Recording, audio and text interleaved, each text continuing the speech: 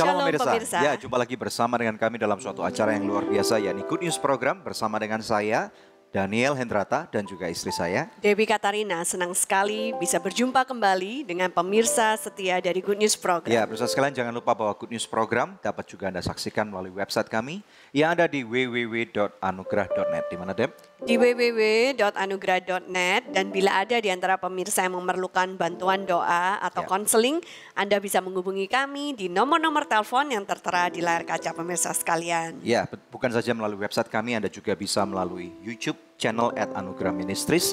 Dan kalau Anda lihat di sana, bahkan ada kumpulan kompilasi daripada artis-artis rohani yang pernah selama ini tampil di Good News Program. Anda tinggal subscribe, pencet loncengnya, dan kemudian itu nanti lagu akan diputar terus gitu ya. Di playlistnya. Betul, dalam playlist yang ada, jadi Anda bisa subscribe di sana. Ini akan memberkati Anda. Jadi bukan saja talk show-nya yang dapat Anda lihat, tetapi juga seluruh rangkaian daripada semua artis rohani yang pernah tampil di Good News Program. Dan pasti akan memberkati Anda. Oke? Nah, hari ini kita akan menampilkan seorang narasumber yang bernama Michael Edward Ukus. Nah, berjudul Tuhan setia meskipun kita tidak setia. Ya, kadang-kadang manusia itu berpikir bahwa apa yang kita lakukan itu baik gitu, Deb ya. Tetapi firman Tuhan berkata bahwa jangan-jangan ujung-ujungnya bengkok gitu. Jadi hari ini kita akan belajar bagaimana kesetiaan Tuhan itu tidak akan pernah berubah. Walaupun manusia bisa hilang atau jatuh dalam dosa, tetapi Tuhan tetap menantikan panjang dan sabar. Dan kita percaya bahwa acara hari ini akan berbicara tentang pemulihan, tentang bagaimana kita tidak jatuh dalam dosa, tentang bagaimana kita setelah dipulihkan kita harus berdampak bagi banyak orang. Amin. Tanpa menunda lagi, kita saksikan satu video klip yang satu ini. Hanya bisa bilang mengasihi Tuhan saja, tetapi kita harus buktikan kasih kita itu kepada Tuhan dengan tindakan kita. Ada satu masalah dalam dunia yang tidak dapat diselesaikan. Masalah apakah itu? Itu adalah masalah yang kita tidak mau akui. Tahukah Anda, dosa seksual merupakan dosa yang sangat sulit diakui oleh orang-orang yang mengalaminya. Namun perjumpaan dengan Tuhan seringkali datang ketika Anda membuka hati dan jujur mengakui keadaan Anda kepada Tuhan. Good News Program hari ini akan berbicara banyak mengenai seorang pemuda luar biasa, Michael Edward Ukus. Beliau pernah terjebak di dalam dosa seksual yang akhirnya merambat ke dunia gelap lainnya. Pernah mengalami pelecehan hingga terlibat dengan narkoba. Namun tahukah Anda bahwa tidak ada satupun hal di dunia ini yang bisa memisahkan kita dari kasih Kristus? Apa yang terjadi dalam kehidupan Michael Edward Ukus? Bagaimana Tuhan memulihkan dan mengembalikan identitasnya seperti saat ini? Saksikan kesaksiannya sesaat lagi hanya di Good News Program.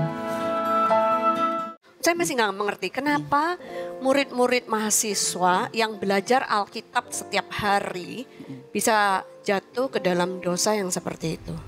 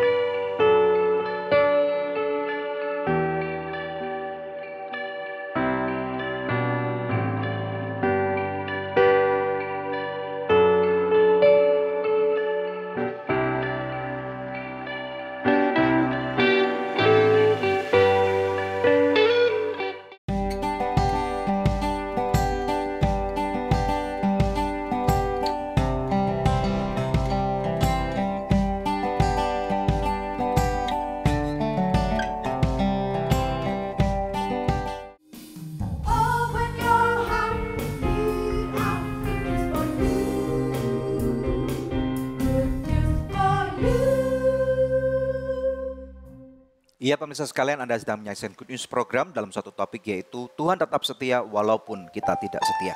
Pemirsa sekalian, kita tahu bahwa di dunia ini pada saat ini ada satu permasalahan yang sangat besar yang tidak bisa dipandang remeh, yaitu ada satu gerakan yang bernama LGBTQ. Kita tahu bahwa gerakan ini berbicara tentang bagaimana kaum lesbianisme, homoseksual, transgender, bisexual itu kemudian sekarang merebak di mana-mana. Sesuatu yang dulunya tersembunyi sekarang sudah terbuka demikian rupa. Bahkan begitu banyak negara di dunia ini yang sudah melegalkan pernikahan sesama jenis. Kita tahu bahwa firman Tuhan tidak mengendaki itu. Kita tahu bahwa firman Tuhan mengatakan bahwa lesbianisme, homoseksual adalah sesuatu dosa. Nah, kita akan berbicara dengan seorang narasumber yang dulu mempunyai kehidupan homoseksual, tetapi puji Tuhan dia sudah mengalami pemulihan. Oleh karena itu kita bisa bersama-sama belajar, kita akan address isu ini dan kita berdoa biarlah siapapun Anda yang menyaksikan episode ini akan menjadi berkat dan menjaga kehidupan Anda supaya tidak jatuh dalam dosa yang sama. Kita tampilkan seorang narasumber yaitu Michael, silakan. Ya, shalom Michael. Ya, shalom. Panggilannya Mike ya? Ya Michael. Oke. Apa Nah, kabar Mike? Mike juga bisa. Ya, terima kasih sudah tampil di Good News Program. Ya sama-sama terima Oke, kasih. silakan. ya bisa kenalan dulu gitu sama Mike. Maksudnya kamu sekarang itu kerjanya apa, pelayanannya apa, boleh ceritakan? Sekarang sih saya sedang tergabung di dalam satu gereja namanya GB City Tower. Saya sebagai salah satu full timer yang bekerja di situ. Khususnya saya bergabung di bagian misi. Good. Seperti Dan itu. saat ini sudah menikah? Masih single, Oke, katanya penjajakan tadi. lagi penjejakan. Tapi dengan lawan jenis kan ya? Iya. Alright, good. Oke. Nah, Michael bisa ceritakan nggak latar belakang kamu tuh seperti apa? Kenapa kamu sampai terjerumus dalam dosa homoseksual? Saya sebenarnya ada kekecewaan di dalam hati, khususnya kepada orang tua saya, papa saya khususnya karena mereka bisa di saat saya sebenarnya sedang dalam perkuliahan. Kuliahnya ngambil apa nih? Kependetaan juga, Teologi ya? teologi ya. Sekolah Oke. STT. STT Oke. juga. Jadi kamu kecewa karena kamu sekolah Alkitab nih ya, jadi STT tapi orang tua malah di musim itu mau bercerai gitu. Betul sekali. Lalu kemudian Seperti itu. Nah, itu saya sekolah di salah satu sekolah di Manado. Dan di tengah-tengah perkuliahan ya saya dengar ya kok mama papa mau cerai gitu, gimana. Ya gimana saya mau jadi hamba Tuhan kalau apa yang saya mau saksikan kepada mereka kalau keluarga saya sendiri seperti itu gitu. Jadi itu bermula dari kekecewaan dan lama-kelamaan saya udah nggak fokus lagi perkuliahan, saya nggak fokus lagi melayani. Semakin hari semakin kecewa sampai akhirnya ketika keputusan itu dibuat oleh pengadilan, akhirnya saya harus diajak ke sana untuk menjadi saksi percayaan mereka. Nah situ kekecewaan saya terhadap mereka semakin besar dan sampai akhirnya saya memutuskan untuk benar-benar keluar dari dunia kekristenan. kekristenan. Oke, yang kamu maksud keluar dari dunia kekristenan itu keputusan kamu itu lalu membawa konsekuensi apa? Jadi saya kan sempat kembali lagi ke tempat kuliah saya. Nah di situ semua aktivitas keagamaan saya hentikan, saya berhenti. Dan di saat yang sama memang ya iblis tahu gitu, iblis tahu posisi hati saya waktu itu. Jadi sebentar, kamu nggak lagi ke gereja, Enggak lagi. kamu berhenti kuliah, Tapi saya masih ada di asrama. oh masih tinggal di asrama. Masih. asrama. Oh, tapi nggak ke kelas? Udah nggak ke kelas Oke, lagi lalu? Ini asramanya juga di kota Manado. waktu itu? di kota Manado. Oke, terus kemudian kamu nggak lagi berteman dengan teman-teman kamu yang dari sekolah itu. Ya khususnya angkatan saya, seangkatan saya. Karena saya Oke. baru masuk semester 1 waktu itu. Lalu Oke. apa yang terjadi yang membuat kamu sampai terjerumus? Jadi waktu itu di saat posisi saya lagi lemah, ya memang di dalam perkuliahan itu ada beberapa kakak tingkat yang juga yang ya ibaratnya mereka juga nggak sepenuh hati sekolah pada waktu itu. Jadi di tempat itu saya bukan menjelekkan sekolahnya, tetapi ini lebih kepada pribadi. Jadi mereka biasa minum di dalam kamar asrama waktu itu. Jadi Minum? iya minum. Minum minuman keras. Setelah minum minuman keras, Iya, mabuk, namanya, lalu? cap tikus waktu itu. Oh oke, yang oplosan itu berarti. oplosan. Yang sangat populer itu. Betul sekali. Itu ada sekitar 13 orang. Jadi saya diajak ke situ Ya. minum bareng-bareng dan akhirnya saya nggak tahu kenapa tiba-tiba saya disodomi oleh 13 orang. Oleh 13 orang? Iya. Oh my God. Wow. Maksudnya Tunggu. maaf nih. Kakak-kakak kelas kamu itu juga murid teologi ya? Betul sekali. Ya Tuhan. Kamu istilahnya diperkosa oleh mereka. Iya. Memang nggak total semua 13, tetapi sebagian sempat. Dan akhirnya saya teriak, terus datang bagian asrama, mencoba cari tahu ada apa di situ. Dan akhirnya saya keluar, saya kembali ke kamar sama dan di situ saya kembali ke kamar saya dan akhirnya disitulah mulai semenjak peristiwa itu mulai satu-satu datang ke kamar. Awalnya saya nggak mau, lama-lama ya udah. Tuh, padahal waktu itu kamu berontak, kamu nggak mau Iya. kan, tidak menyukainya. Tapi terus kenapa keterusan? Semenjak peristiwa itu mulai kan isu itu keluar kemana-mana. ke Kamu tingkat nggak yang lapor lain. polisi? Enggak, saya nggak berani. Kenapa? Nggak berani, saya takut. Takut apa? Takut dikenapa-kenapain sama mereka. Oke. Dan sebelum saya benar-benar terjun ke dunia itu memang saya sempat simpan karena saya bilang Tuhan kok kenapa seperti ini gitu. Saya sekolah kok jadi malah begini, keluarga saya hancur dan sekarang hidup saya seperti ini gitu. Apalagi yang harus saya lanjutkan seperti ini. Tahun berapa ini Mike? Itu sekitar akhir-akhir 2003 ke 2004. 2003 ke 2004. Oke. Itu kamu umur berapa? Sekitar 18 tahun ya kalau nggak salah. Kamu nggak pernah ke dokter atau kamu nggak pernah mendapatkan hasil visum atau apa? Belum pernah. Oke, karena kalau kamu Semenjak ke itu. dokter kamu bisa tuntut sekarang orang itu di pengadilan. Iya, dan pasti mereka yang melakukan itu akan dikeluarkan dari sekolah. Dan akhirnya sekolah tahu dong akan hal ini. Agak lama memang, agak lama. Memang sempat. Karena kamu nggak lapor. Saya nggak lapor. Jadi itu berlangsung sampai saya semester 3. Dari semester 1 sampai semester 3. Jadi saya hampir setiap hari didatangi teman-teman kakak tingkat untuk ya ngajak saya lakukan itu gitu. Jadi Saya masih nggak mengerti kenapa murid-murid mahasiswa yang belajar Alkitab setiap hari bisa jatuh ke dalam dosa yang seperti itu. Kenapa? ya saya juga tidak mengerti pada waktu itu mereka. Memang tidak semuanya, cuman ada beberapa mereka yang memang mempunyai catatan-catatan khusus gitu. Orang-orang itu kalau mereka memang sering begitu di situ gitu. Kakak tingkat khususnya mereka. Wow. Mereka tidak menyadari kalau itu dosa, mereka tidak menyadari kalau hidupnya menyimpang dari kehendak Tuhan. Mungkin saja. Saya rasa sih pikiran mereka belum sampai ke situ. Lalu kemudian setelah itu kamu berapa tahun tinggal di asrama Alkitab? Sampai semester 3 saja. Sampai semester 3? Semester 1 sampai semester 2 saya masih ikut perkuliahan. Dari semester 2 ke semester 3 saya total nggak ikut lagi perkuliahan. Tapi bagaimana mungkin ya, kenapa sekolahnya juga diam aja? Kenapa kamu yang tidak aktif sekolah masih diizinkan tinggal di asrama sekolah? Itu kan seharusnya melanggar aturan persekolahan atau perkuliahan seharusnya. Karena saya masih bayar perkuliahan, asrama khususnya.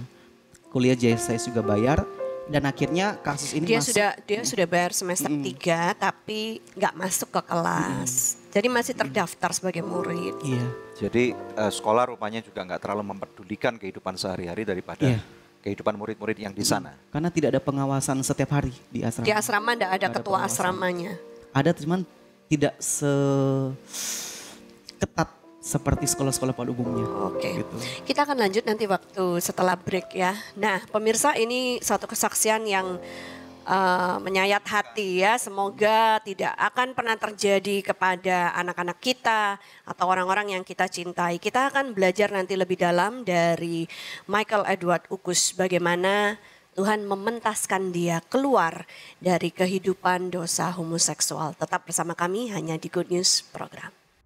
Semakin saya mau coba keluar itu semakin kayak ada yang nahan saya gitu. Jadi saya susah sekali keluar dari dunia itu.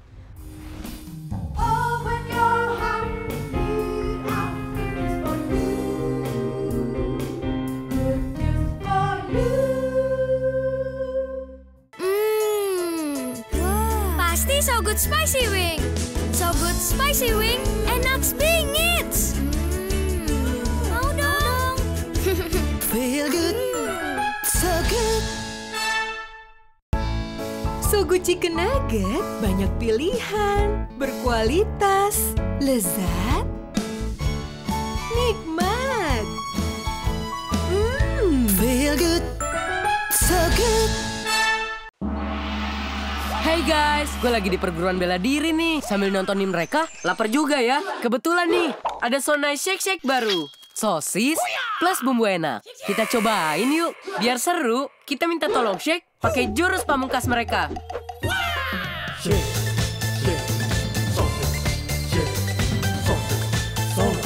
Serunya makan So Nice Shake Shake kan main rasanya. Tunjukin ide serumu, nge-shake So Nice Shake Shake.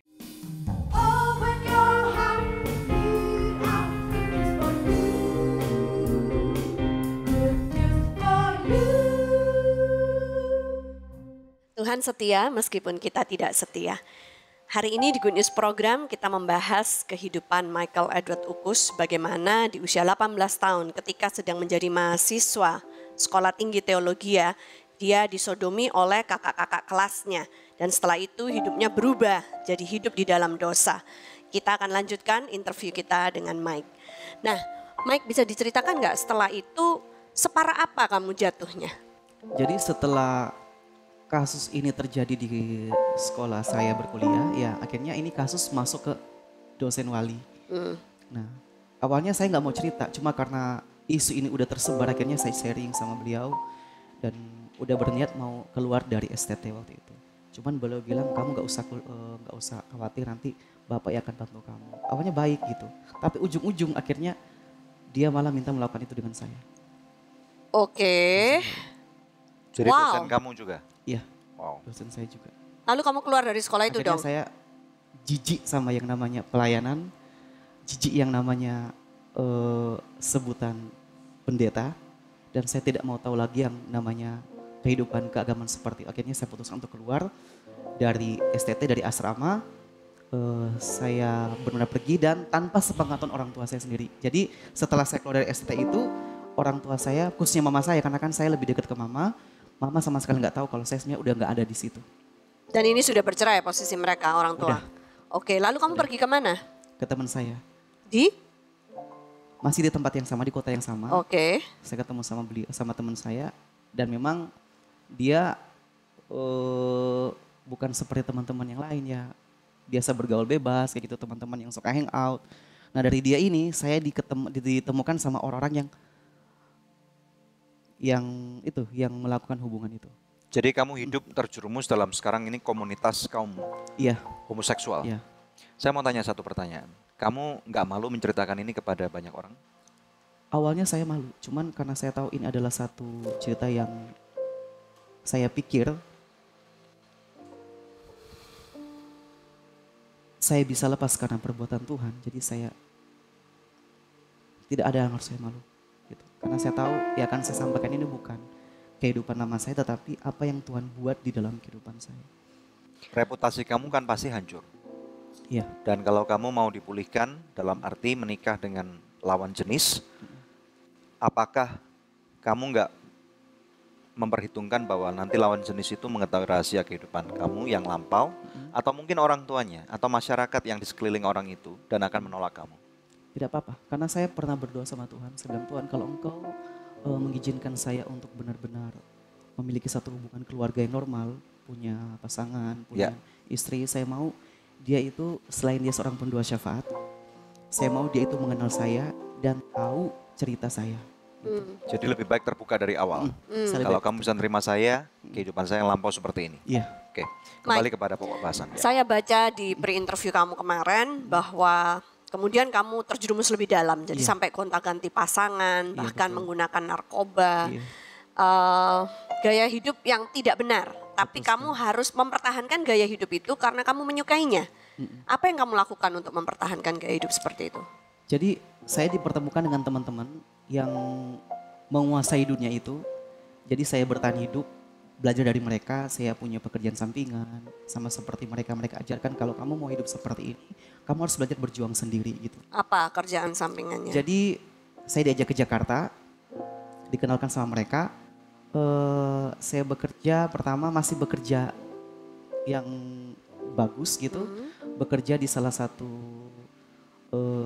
perusahaan yang bergerak di bidang kreativitas. Jadi bantu di I.O. Jadi saya masih bekerja dengan mereka sama-sama. Cuman saya juga punya sampingan. Apa itu? Jadi germo. Wow. Jadi dari kehidupan seperti itu, saya bertahan hidup. Maksudnya kamu tawarkan wanita kepada pria-pria, beberapa orang. termasuk juga cowok-cowok kepada cowok yang lain. Lebih kepada perempuan beneran. Oh, kepada bapak lawan jenis. Iya. Oke. Ini supaya bisa beli narkoba? Iya, gitu. Karena kalau untuk membeli seperti itu ya kayaknya uang dengan apa yang saya dapatkan kurang cukup.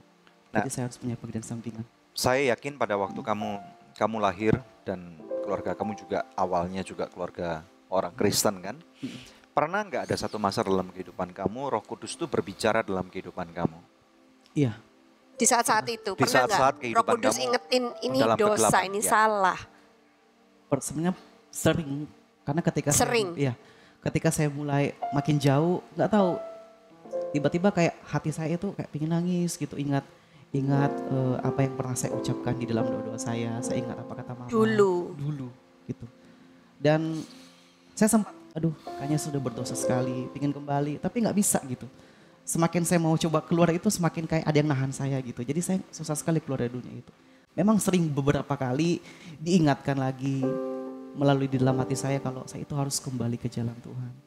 Cuman berat sekali. Jadi nggak berdaya? Nggak berdaya saya. Dengan kekuatanmu sendiri nggak berdaya untuk kembali ke jalan Tuhan? Di saat mau kembali malah saya terima judge-judge dari orang-orang, khususnya dari keluarga saya. Misalnya apa?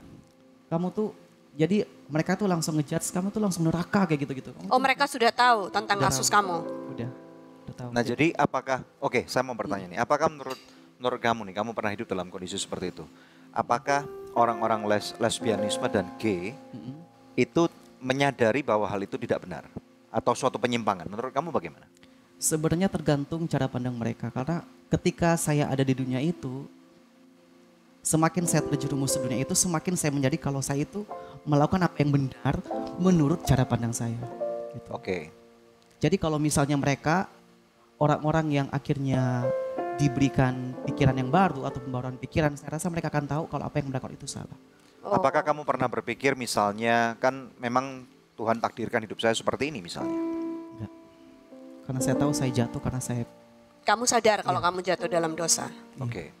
Nah kemudian berikutnya, apakah waktu itu ada keinginan juga untuk kamu akhirnya enough, cukup adalah cukup, saya tidak mau lagi. Apakah pernah seperti itu?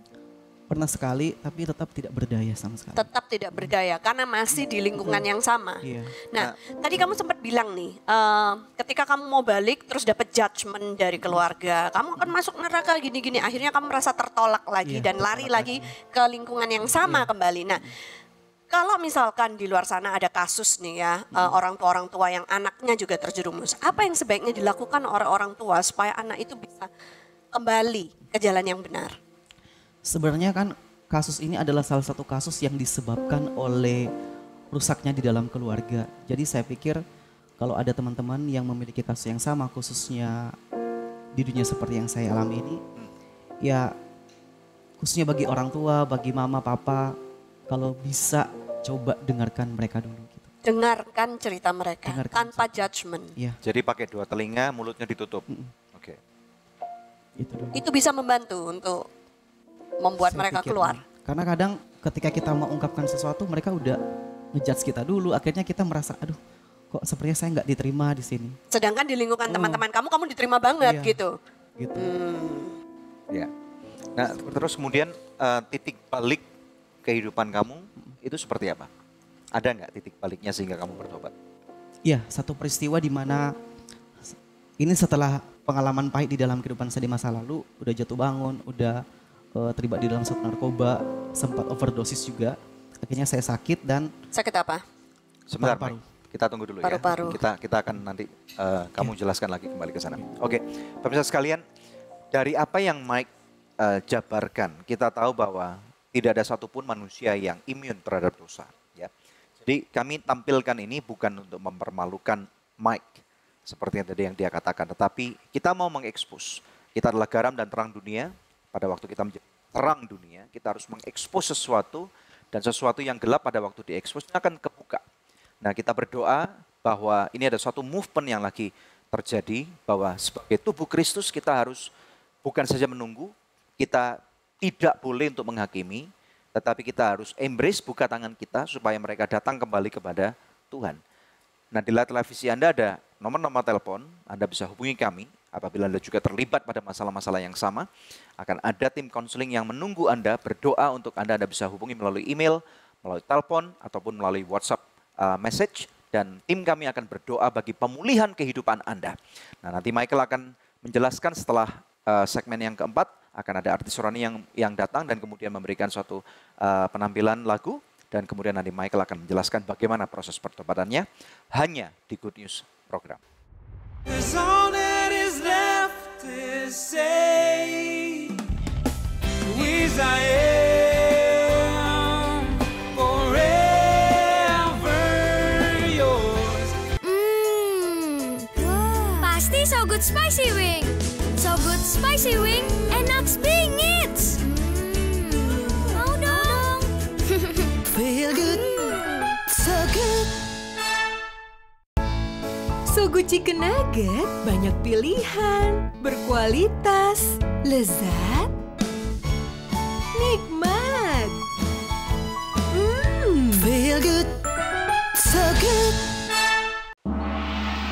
Hey guys, gue lagi di perguruan bela diri nih. Sambil nontonin mereka, lapar juga ya. Kebetulan nih, ada So Nice Shake Shake baru. Sosis plus bumbu enak. Kita cobain yuk. Biar seru, kita minta tolong shake pakai jurus pamungkas mereka.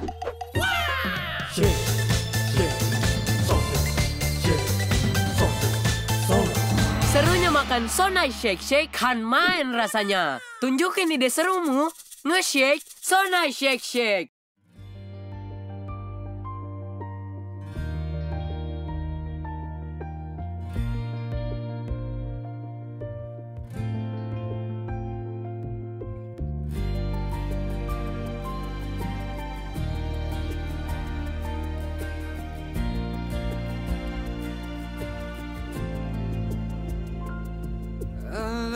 So strong, it covers all my sins.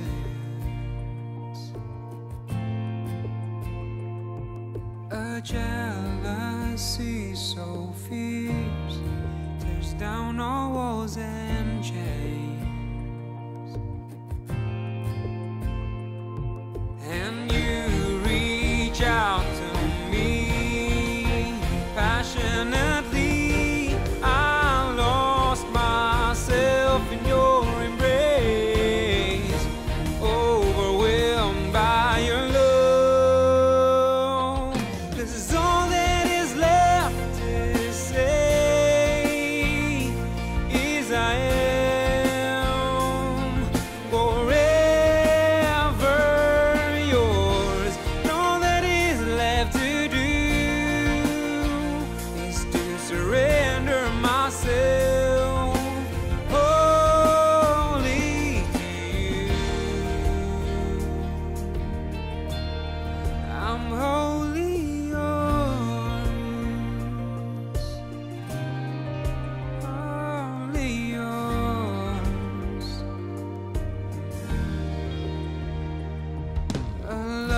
So strong, it covers all my sins.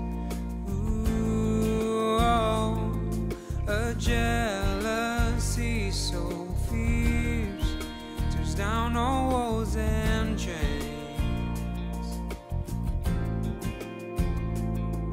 And you reach out to me passionately.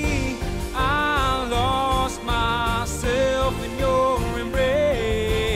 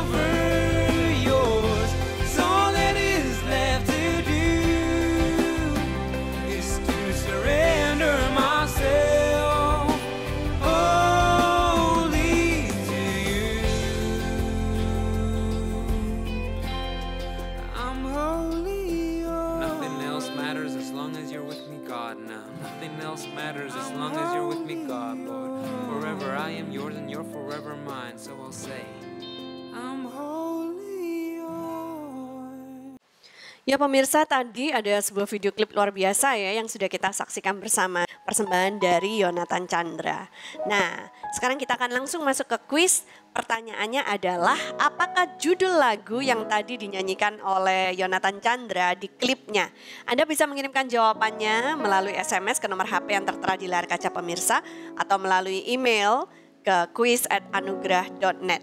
Maka kepada 5 orang pemenang terpilih, kami akan mengirimkan masing-masing sebuah CD Forever Yours, persembahan dari Yonatan Chandra.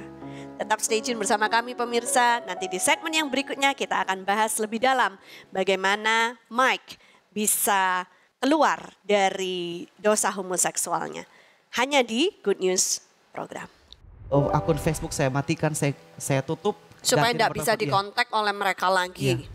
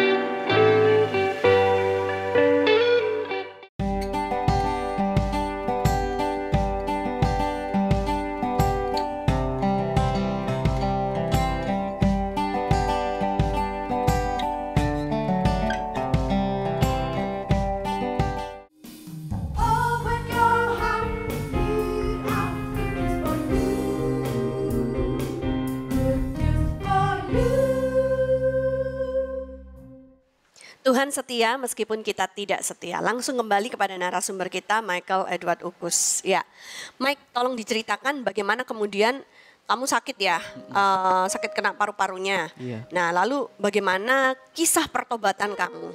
Jadi setelah mama dengar saya sakit, mama nyusul ke Jakarta. Dan mama bilang, kamu sebaiknya ikut mama dulu ke Manado. Waktu itu mama tugas di Tahuna. Jadi dari Manado ke Tahuna itu harus pakai kapal laut. Tugas apa mama? Kerja di salah satu pajak di Manado, jadi ditugaskan ke sana. Oke. Di Tahuna. Akhirnya ya udah saya ikut mama. Sekalian mama bilang nanti mama rawat kamu, nanti kamu bisa balik lagi. Nah, jadi saya datang ikut mama dari Jakarta ke Manado, terus dari Manado harus ke Tahuna, itu pakai kapal laut. Nah di situ awal di mana saya itu mengalami perjumpaan bersama dengan Tuhan secara pribadi. Saya istirahat di kapal, tiba-tiba nggak tahu kenapa itu kapal hampir tenggelam. Hah? Kapal hampir tenggelam. Jadi Hampir tenggelam? Hampir tenggelam. Ya. Jadi waktu biasanya kan kapal itu harus berangkat dari jam 5 sore, sampainya itu jam 5 subuh di sana. Ya. Tapi pas pada waktu udah naik, kita itu harus ngulur waktu dan harus berangkat itu jam 8 malam. Pas jam setengah 10 malam itu mulai goyang kapal. Itu dia goyang, makin lama makin goyang, akhirnya pintu-pintu kapal itu mulai masuk air dan sampai pada copot-copot. Itu rasa takut saya benar-benar luar biasa. Sampai akhirnya membuat kami itu harus pakai pelampung. Karena anak buah kapal udah memerintahkan kami harus pakai pelampung. Karena untuk mencegah kalau misalnya terjadi sesuatu yang tidak inginkan. Iya, jadi kita semua udah pakai pelampung. Ada beberapa barang udah dibuang ke dalam laut. Itu saya hanya bisa diam. Aduh, mau berdoa saya takut. Mau sebut nama Tuhan saya takut gitu. Cuman saya lihat mama udah nangis-nangis. Orang-orang pada nyanyi. Akhirnya gak tahu kenapa. Seperti ada satu di dalam hati saya yang kamu harus doa gitu. Akhirnya saya coba sebut Tuhan. Ketika saya sebut nama Tuhan lagi gitu, itu saya ingat semua apa yang saya lakukan di belakang saya. Itu seperti terpampang jelas apa yang saya lakukan itu. Saya sakiti hati Tuhan, saya sakiti hati orang tua. Saya mulai melihat bagaimana saya itu benar-benar menjadi seperti sampah gitu. Tetapi akhirnya ketika saya meresponnya apa yang ada di dalam hati saya, coba Tuhan ampuni saya. Saya rindu Tuhan mau selamat dari perjalanan ini. Dan aku di saat seperti itu akhirnya saya pribadi nasar sama Tuhan. Dan Tuhan kalau Engkau masih berkenan mendengar doa saya dan kalau Engkau Tuhan masih mau memulihkan hati saya dan mau menyelamatkan perjalanan kami ini dan tiba di tempat tujuan kami dengan selamat, saya berjanji saya mau kembali ke jalan Tuhan dan saya akan tinggalkan semua kehidupan lama saya. Dan akhirnya bukan berarti ombak berhenti, enggak. tetap dia seperti itu, cuman semenjak saya doa itu nggak tahu, saya jadi ngantuk, jadi saya tidur gitu dalam posisi memegang tiang kasur, karena kan goyang. Jadi mama saya di samping dan bisa tertidur gitu, dan pas bangun kita udah berlabuh di pelabuhan. Memang bukan di pelabuhan yang seharusnya, kita harus menyeberang ke pulau yang lain kan di situ lebih tenang dan akhirnya bisa tiba dengan selamat. Harusnya tiba jam 5 subuh, tetapi kami harus tiba hampir jam 11 siang karena cuaca. Dan di situ saya kembali mengingat, Tuhan kalau bukan karena Tuhan pasti saya sudah mati. Dan saya ceritakan itu ke mama bilang, Michael bukan cuman kamu selamat, tetapi Tuhan sedang turun tangan menyelamatkan kita dari kapal ini. Betul. Kamu harus tepati nasarmu. Dari situ saya mau kembali ke jalan Tuhan. Nah, tapi apakah kemudian prosesnya segampang itu? Tidak. Setelah berjanji sama Tuhan lalu tiba-tiba lepas dari hawa nafsu atau keinginan-keinginan untuk berbuat lagi seperti dulu.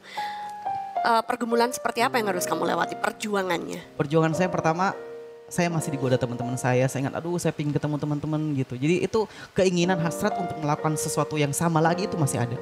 Bahkan semakin besar ketika saya mencoba untuk keluar lagi itu semakin besar.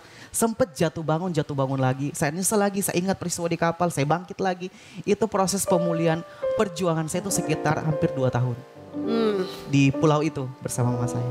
Sampai akhirnya bilang Tuhan enggak, saya harus kembali ke jalan Tuhan. Kalau enggak saya bisa mati lagi gitu. Dari situ saya putuskan benar-benar untuk komitmen sama Tuhan. Saya tinggalkan semua kehidupan lama saya, foto-foto yang berkaitan masa lalu, akun Facebook saya matikan, saya tutup. Supaya tidak bisa dikontak oleh mereka lagi. Di situ saya ambil keputusan untuk itu. Itu tahun berapa waktu kamu memutuskan untuk kamu berhenti dari kehidupan lama? Sekitar peristiwa di kapal kan tahun 2010. Jadi sekitar 2012 nggak salah ya. Berarti kamu totalnya tuh berapa tahun terjerumus di dunia itu? Di dunia itu. 6-7 tahun. 6-7 tahun. Dan butuh berapa waktu kamu titik balik itu terjadi sampai kamu tahu bahwa kamu sudah mengalami pemulihan itu? Sebenarnya sampai sekarang saya tetap berjuang.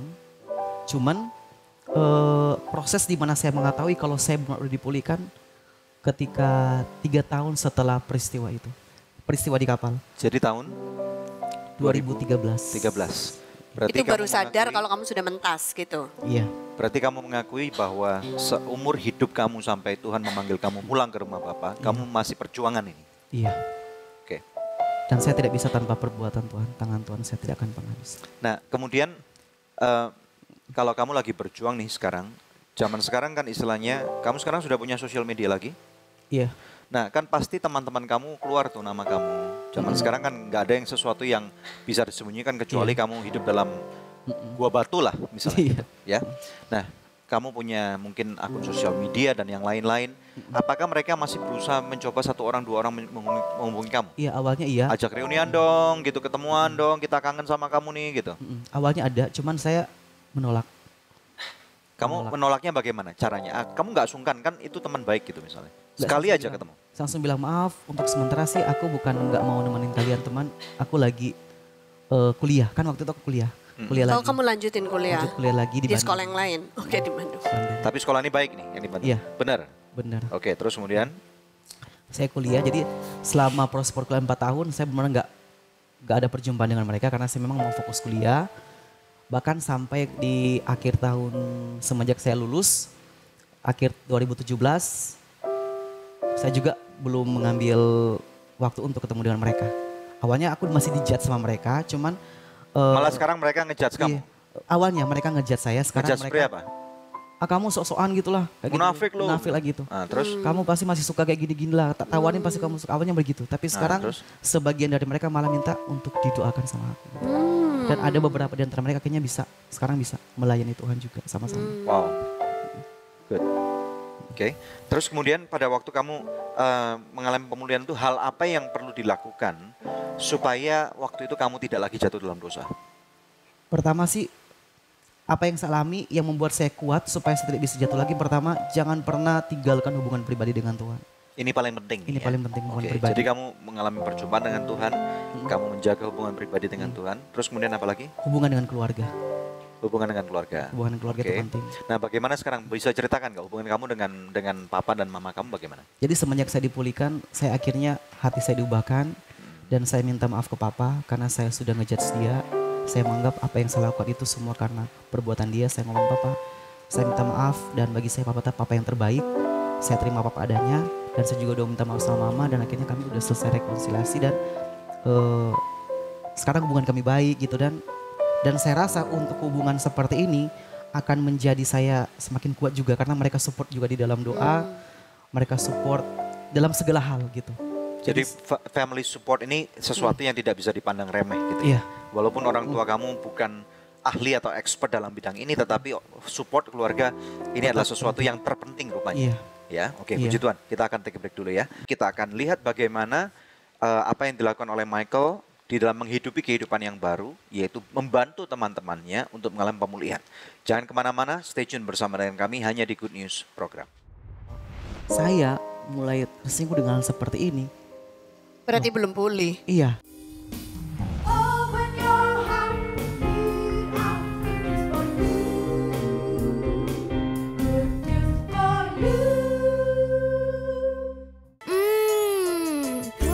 Pasti So Good Spicy Wing. So Good Spicy Wing, enak bingit. Mau dong. Feel good, so good. So Good Chicken Nugget banyak pilihan, berkualitas, lezat, nikmat. Feel good, so good. Hey guys, gue lagi di perguruan bela diri nih. Sambil nontonin mereka, lapar juga ya. Kebetulan nih, ada So Nice Shake Shake baru. Sosis plus bumbu enak. Kita cobain yuk. Biar seru, kita minta tolong shake pakai jurus pamungkas mereka.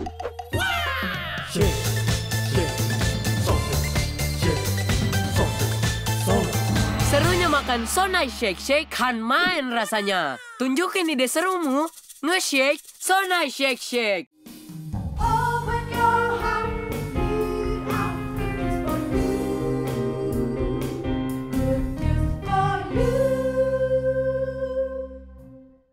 Gerakan lesbianisme, homoseksual, gay, bisexual, transgender. Ini adalah sesuatu yang tidak bisa dipandang remeh.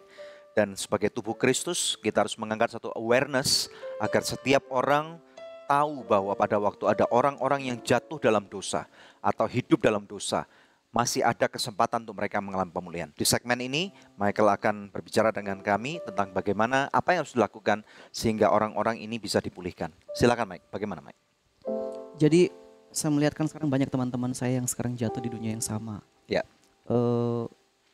Apa yang saya lakukan ini akan saya pikir adalah salah satu cara juga bagi teman-teman yang lain untuk bisa ikut terlibat di dalamnya. Jadi untuk apa yang harus saya lakukan kepada mereka untuk membantu mereka adalah saya belajar mendengarkan mereka, sama seperti saya didengarkan. Gitu. Ketika kita belajar untuk mendengarkan mereka, mereka bisa mempercayai kita. Ketika hati mereka mempercayakan itu kepada kita, nah kita akan mudah sekali masuk ke dunia mereka. Artinya bisa mendengarkan apa curhatan mereka, masalah mereka apa. Nah di saat seperti itu kita bisa mulai bagikan nilai-nilai atau hal-hal yang bisa membangkitkan mereka untuk kembali ke jalan yang benar. Oke, itu langkah pertama. Kemudian yang kedua, ada lagi? Langkah kedua adalah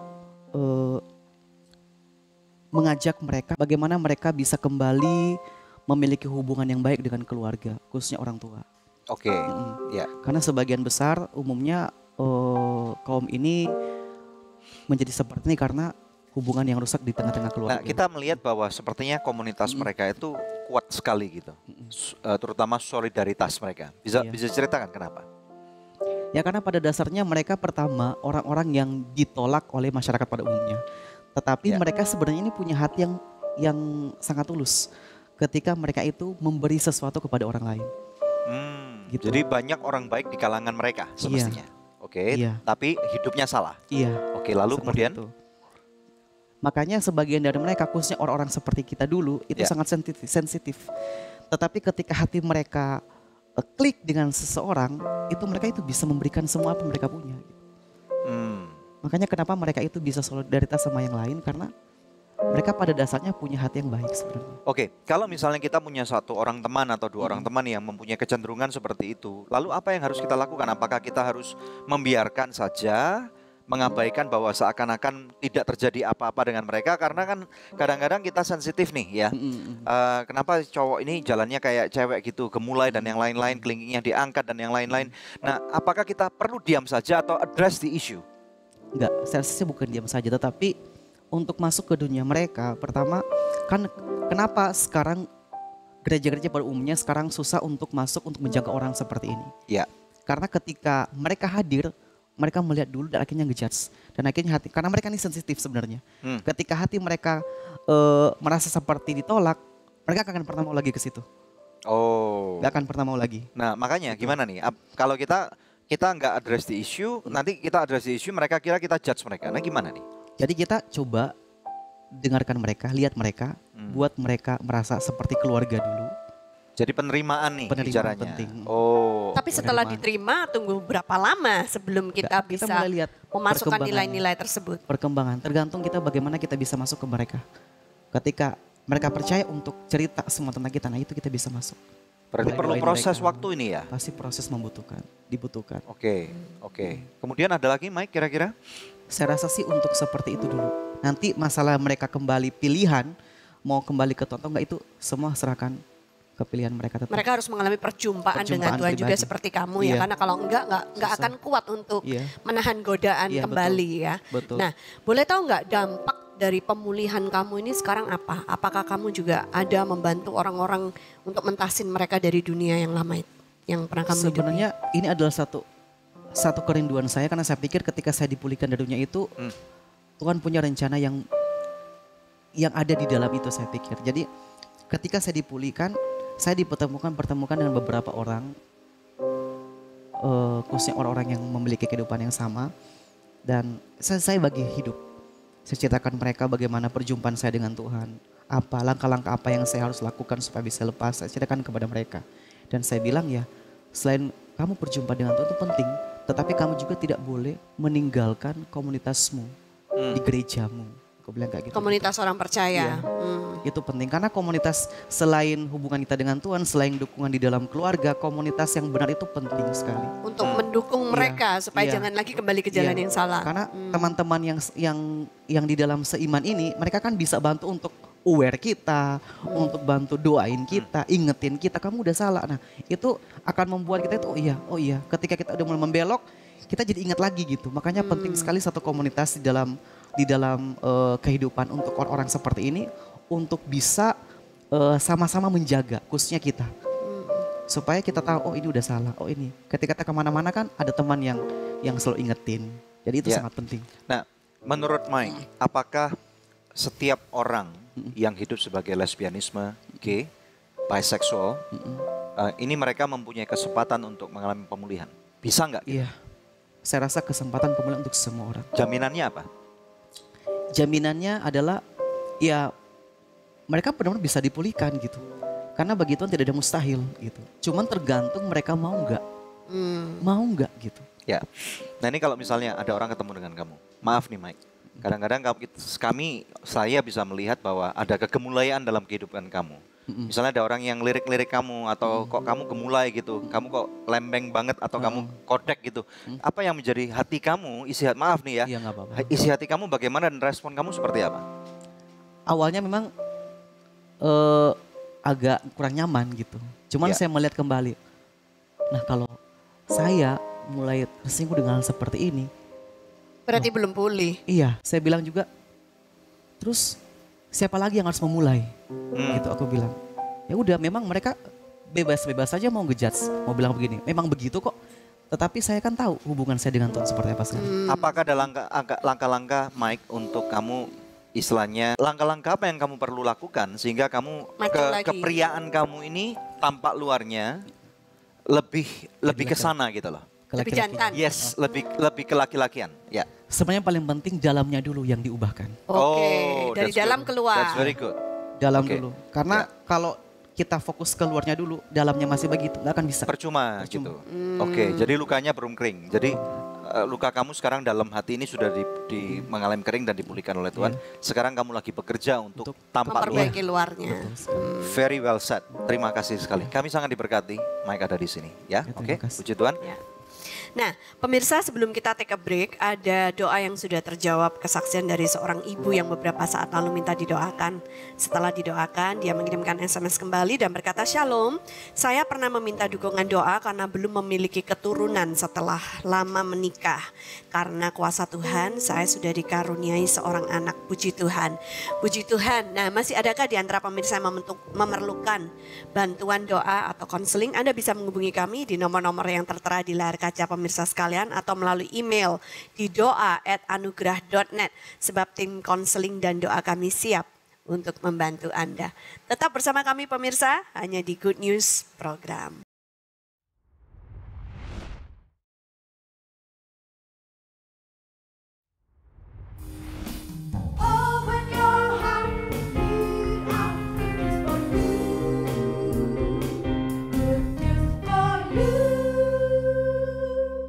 Pemirsa, sejak tahun 2005 kita telah bersama-sama di dalam Good News Program. Terima kasih untuk kesetiaan dari pemirsa setia Good News Program, khususnya buat partner dari Anugerah Ministries. Bila ada di antara pemirsa yang belum menjadi partner Anugerah Ministries, izinkan saya mengetuk hati Anda. Mari sama-sama kita dukung Anugerah Ministries supaya bisa lebih banyak lagi pekerjaan Tuhan yang kita lakukan bersama-sama. Anda bisa menghubungi kami di nomor telepon yang tertera di layar kaca pemirsa atau memberikan taburan di nomor rekening yang tertera.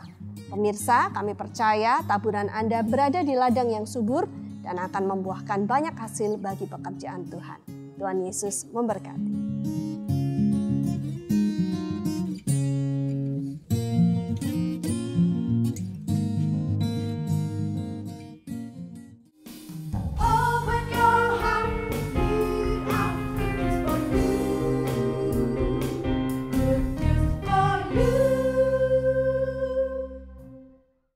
Kita tiba di segmen terakhir dari Good News Program hari ini. Tuhan setia meskipun kita tidak setia. Nah, kembali kepada narasumber kita, Mike. Mike, bisakah memberikan pesan nih ya, terutama buat generasi zaman sekarang ini? Silakan. Bagi teman-teman yang ada di luar sana, tetap jaga pergaulan. Jangan tergoda dengan apapun yang bisa menjerumuskan kalian. Dan kalau ada waktu, sebisa mungkin tetap cintai, kasih orang tuamu. Ampuni mereka, doakan mereka. Dan ayo, sama-sama kita bangkit karena masih banyak pekerjaan yang akan Dia kerjakan bagi kita, untuk teman-teman kita, bagi kemuliaan Tuhan. Amin. Oke. Thank you, Mike. Ya, sama-sama. Kami sangat diberkati, Mike. Kami berdoa biarlah pemulihan yang Tuhan rancangkan buat kamu terus akan digenapi dan kamu akan terus berdampak bagi kerajaan surga. Amin. Terima kasih, kami sangat diberkati. Terima kasih. Puji Tuhan. Nah, pemirsa sekalian, kita tahu bahwa ada satu masalah yang tidak bisa dipulihkan. Saudara tahu masalah apa itu namanya? Yaitu masalah yang tidak pernah diakui. Jadi, pemirsa sekalian, mari kita lihat kebenaran firman Tuhan. Apa kata firman Tuhan yang berhubungan dengan topik hari ini? Kejadian pasal yang pertama, ayat ke-27. Firman Tuhan berkata, "Maka Allah menciptakan manusia itu menurut gambarnya.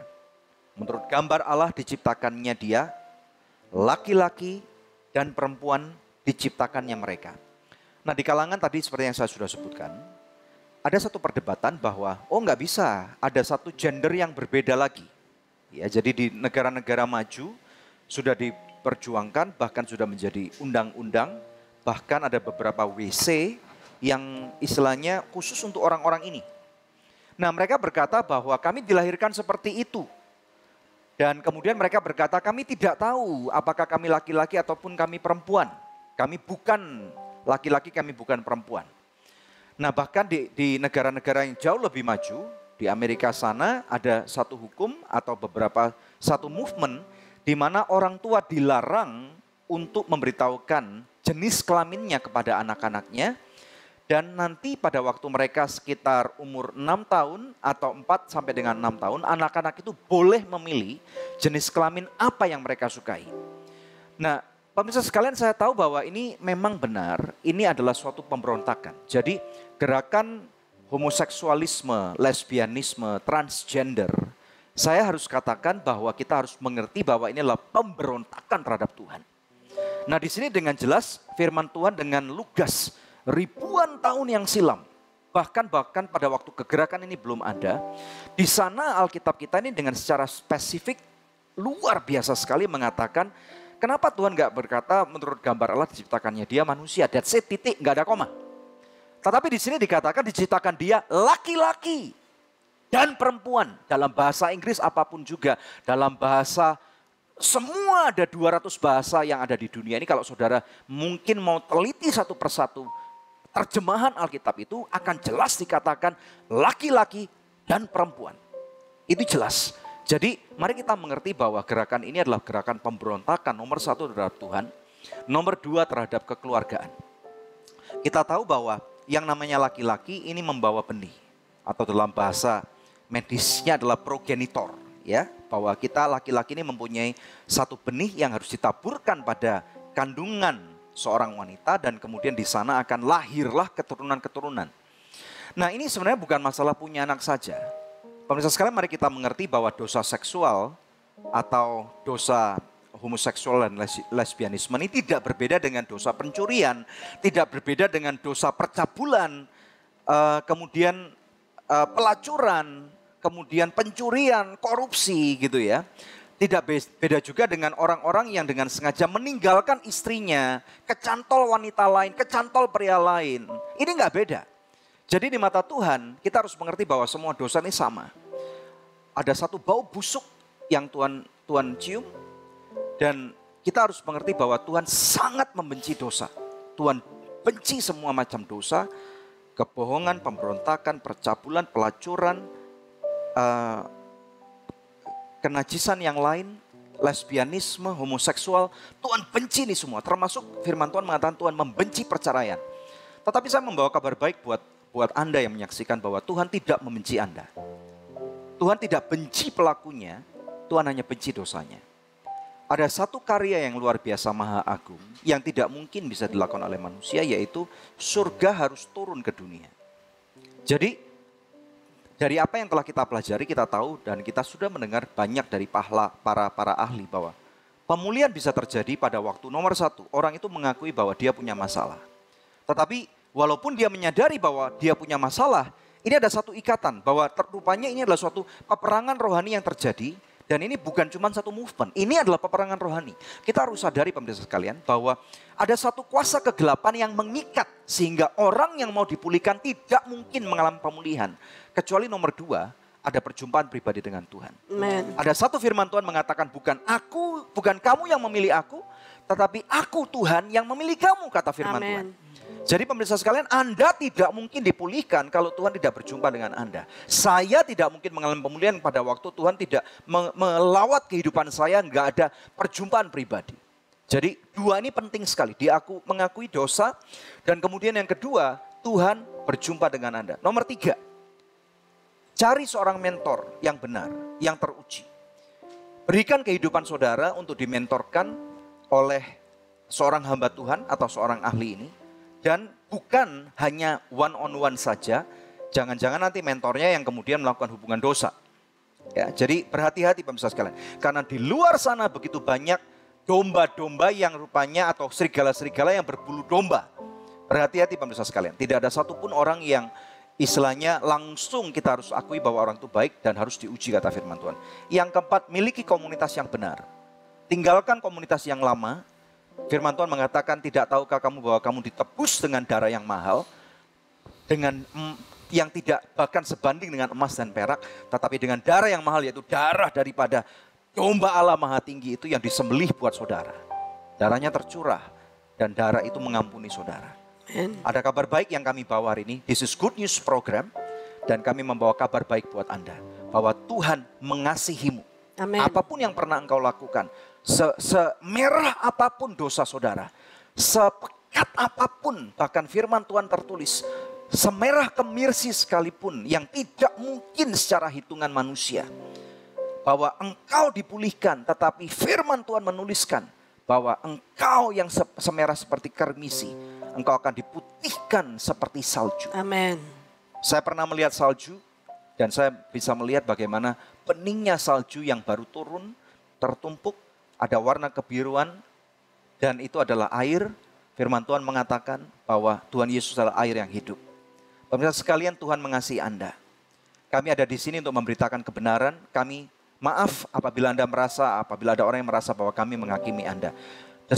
The truth have to be spoken. Kebenaran harus diberitakan. Dan firman Tuhan mengatakan pada waktu engkau mengetahui kebenaran, maka kebenaran ini akan memerdekakan kehidupan saudara. Saya berdoa di luar sana ada orang-orang yang mendengarkan message ini.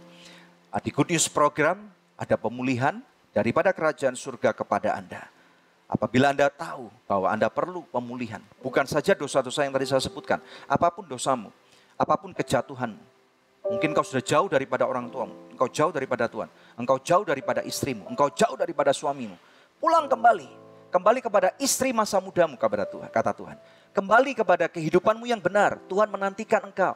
Sama seperti bagaimana seorang ayah di dalam firman Tuhan, itu kemudian menantikan anaknya pulang, anak bungsu ini. Dan dia peluk anaknya.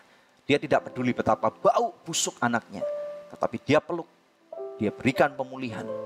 Dan ada satu message yang indah dari surga. Surga menantikan saudara. Apakah saudara mau dipulihkan? Kalau saudara mau dipulihkan, mari kita berdoa bersama-sama. Berdoa untuk setiap pemulihan daripada orang-orang pemirsa Good News yang memerlukan pemulihan. Engkau lawat mereka. Dalam nama Yesus, semua ikatan dosa, apapun ini, yang mengikat engkau dan engkau tidak bisa keluar daripada ikatan itu. Sekarang juga, dengar pemirsa sekalian. Lihat baik-baik di kamera. Lihat baik-baik di televisi. Kami berdoa sekarang. Dalam nama Yesus. Semua ikatan itu. Kami perintahkan. Dipatahkan sekarang juga. Dihancurkan dengan kuasa daripada darah domba Allah. Tuhan Yesus Kristus membawa pemulihan. Membawa pengampunan. Dosamu bisa diampuni. Katakan, Tuhan Yesus, ampuni saya. Aku mau bertobat. Aku terima engkau. Masuk dalam hatiku. Sebagai Tuhan dan Raja. Tolong aku Tuhan, aku tidak bisa keluar dari dosa ini. Tolong aku, supaya aku mengalami pemulihan. Pemirsa sekalian terima sekarang, terima pemulihan. Dan surga terbuka buat Anda. Di dalam nama Yesus, miliki komunitas yang benar. Berikan hidupmu untuk masuk ke sebuah gereja dan tertanam di sana. Supaya engkau berakar, engkau bertumbuh dan engkau berbuah. Dalam nama Yesus. Yang diberkati oleh Tuhan bersama dengan saya katakan. Amin. Amin, amin, amin. Puji Tuhan pemirsa, satu episode yang luar biasa telah kita lewati bersama. Tiba saatnya untuk kami pamit undur, kita akan berjumpa kembali di pekan yang akan datang, di hari, jam, dan stasiun televisi yang sama. Saya Debbie Katarina bersama dengan suami saya, Daniel Hendrata, dan jangan lupa untuk selalu cek di website kami, www.anugerah.net. Terima kasih, Tuhan Yesus memberkati.